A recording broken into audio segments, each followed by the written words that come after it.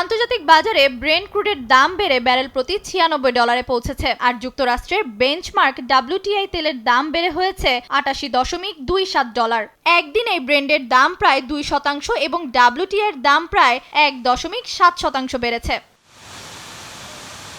রয়টার্সের তথ্যমতে দাম বাড়ার পেছনে সবচেয়ে বড় কারণ মধ্যপ্রাচ্যের চলমান উত্তেজনা, যুক্তরাষ্ট্রের সাময়িক তৎপরতা এবং ইয়েমেনের হুতি বিদ্রোহীদের লোহিত সাগরে তেলবাহী জাহাজে হামলার ঘটনায় জ্বালানি সরবরাহ নিয়ে নতুন করে উদ্বেগ তৈরি হয়েছে।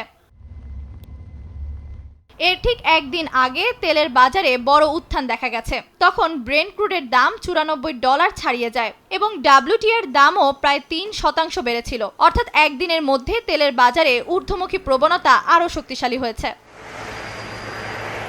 বিশ্লেষকদের আশঙ্কা, মধ্যপ্রাচ্যের সংঘাত আরও বাড়লে আন্তর্জাতিক জ্বালানি বাজারে অস্থিরতা দীর্ঘ হতে পারে। এতে তেলের পাশাপাশি পরিবহন ব্যয় বাড়বে, যার প্রভাব পড়তে পারে আমদানি নির্ভর দেশগুলোর অর্থনীতি এবং মূল্যস্ফীতিতে। বিশ্ববাজারে তেলের দাম বাড়ার এই ধারা কতদিন চলবে তা এখন নির্ভর করছে মধ্যপ্রাচ্যের পরিস্থিতির ওপর। তবে সংঘাত না কমলে জ্বালানি ব্যয় ও আমদানি খরচ বাড়ার চাপ থেকে সহজে স্বস্তি মিলবে না। তানিয়া আক্তার, নিউজ ডেস্ক, দেশ টিভি।